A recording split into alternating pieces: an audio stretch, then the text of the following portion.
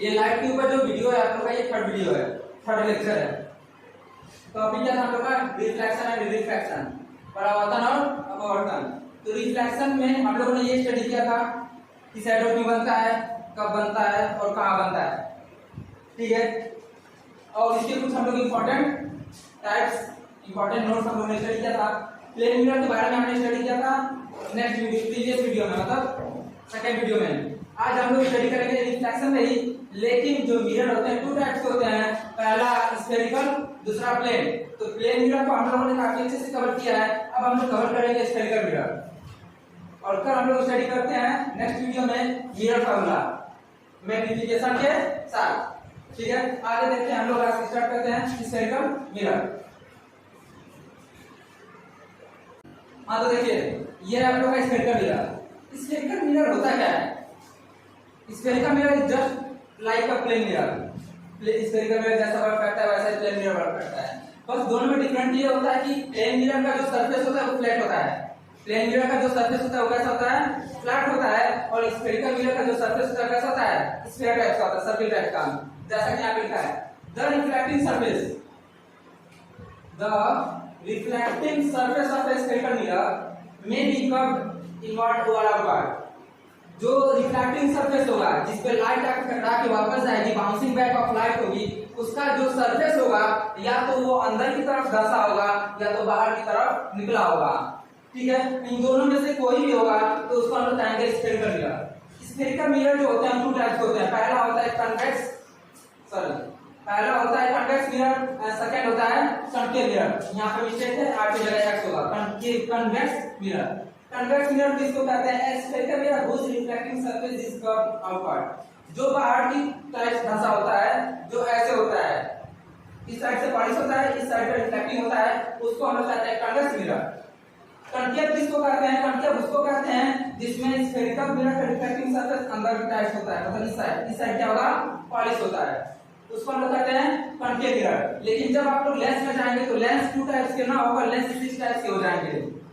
Microscope का आप लोग देखे होंगे तो माइक्रोस्कोप में जो लेंस हम लोग देखते हैं उसमें प्लेनो कन्वेक्स लगा होता है। कौन सा लेंस लगा होता है? प्लेनो कन्वेक्स के साथ बाई कन्वेक्सो लेंस भी लगा होता है कंपाउंड माइक्रोस्कोप में, ठीक है। देख लेंगे हम लोग नेक्स्ट प्लीज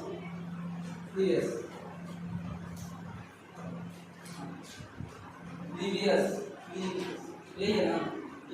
जैसे देखिए यहाँ पे ये है कनकेव मिरर का डायग्राम। इंपॉर्टेंट पॉइंट्स ये पता होगा तभी हम लोग को साइन कन्वेंशन पता चलेगा, नहीं तो पता नहीं चलेगा।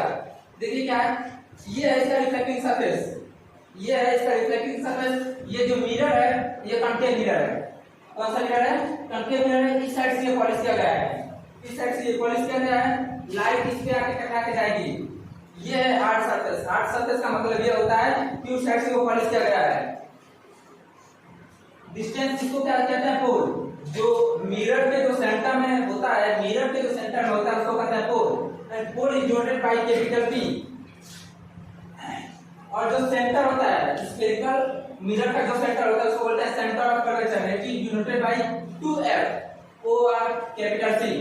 कैपिटल C से डिनोट करते हैं और 2F से भी डिनोट करते हैं। मेनली 2F से जब आप लोग लेंस में देखेंगे तो उसमें सेंटर ऑफ कर्वेचर, फोकस दो आएंगे, पोल भी दो आएगा, जिसकी वजह से यहाँ पे F1 F2 लेना बहुत ज्यादा कंपलसरी हो जाता है।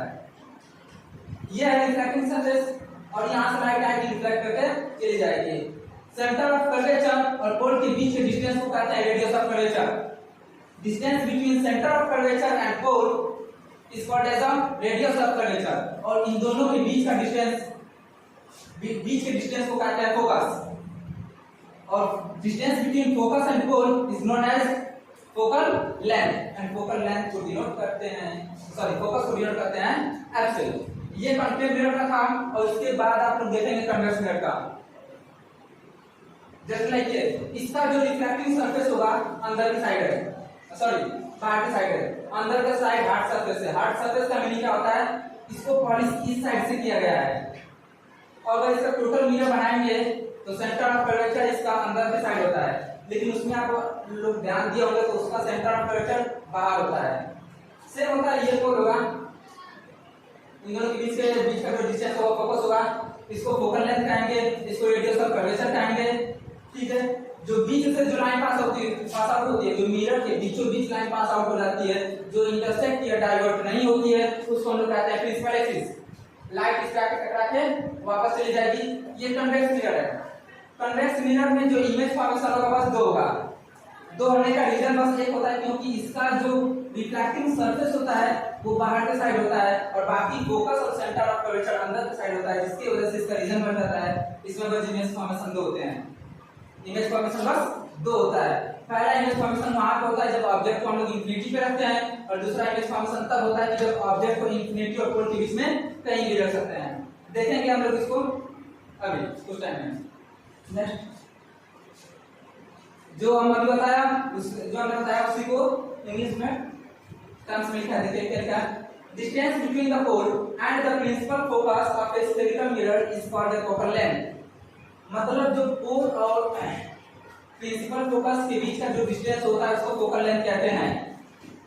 Radius of curvature is found to be equal to twice focal length. Focal length इसी के अकॉर्डिंग फार्मूला बनता है f equal to r/2। Important formula बनता है f इक्वल टू r/2। दोनों का जो डिस्टेंस होता है सेम होता है, वही इसको राइट किया गया है। The centre of curvature reflecting surface of a spherical mirror is point called the pole. Centre पे जो रिफ्लेक्टिंग सरफेस का जो सेंटर होगा उसी को हम लोग क्या कहते हैं, पोल कहते हैं। The diameter of the reflecting surface spherical mirror, जो स्फेरिकल मिरर होगा, जो क्या होगा स्फेरिकल मिरर होगा, उसका जो डायमीटर होगा उसको हम लोग कहते हैं एपर्चर। ये इंपॉर्टेंट पॉइंट है एपर्चर। एपर्चर जितना कम होगा मिरर उतना ही ज्यादा बेटर होगा। जैसे टेलीस्कोप से लेकर और माइक्रोस्कोप तक जो हम लोग लेंस यूज करते हैं सभी लेंस इक्वल होते हैं, बस कोई कन्वेक्स होता है तो कोई कनकेव होता है, लेकिन इसमें एपर्चर की ही डिफरेंस होती है। किसी का एपर्चर हाई होता है, किसी का एपर्चर लो होता है। जिसका एपर्चर जितना कम होगा वो लेंस से मिरर उतना ही ज्यादा बेटर होगा।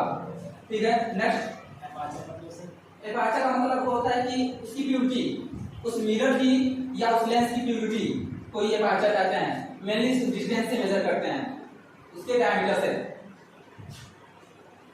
The reflecting surface of a spherical mirror forms a part sphere which has a center known as the center of curvature.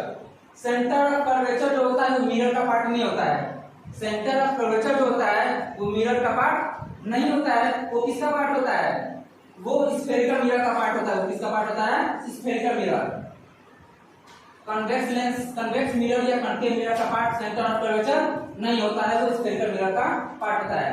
जैसा कि यहाँ पे देखिए, the center of curvature is not a part of the mirror, but rather it lies outside the reflecting surface. ये reflecting surface के बाहर होता है। जो सेंटर ऑफ कर्वेचर होता है रिफ्लेक्टिंग सरफेस के टोटल बाहर होता है, जिसके वजह से इसको याद रखना बहुत जरूरी होता है कि ये मिरर का पार्ट नहीं होता है। In case of concave mirror, the center of curvature lies in front of it. concave mirror में सेंटर ऑफ कर्वेचर जो होता है मिरर के सामने होता है, लेकिन कन्वेक्स मिरर में सेंटर ऑफ कर्वेचर क्या होता है, मिरर के पीछे होता है। यही रीजन है कि इसका दो इमेज फॉर्मेशन होता है, इसका 6, इसके 6 इमेज फॉर्मेशन होता है, इसके 2 इमेज फॉर्मेशन होते हैं। नेक्स्ट क्या है, the distance of pole and the centre of curvature C is equal to the radius of curvature. मतलब दोनों का जो डिस्टेंस होता है सेम होता है, जैसा कि अभी आप लोगों को बताया गया है, दोनों का डिस्टेंस क्या होता है, सेम होता है। नेक्स्ट,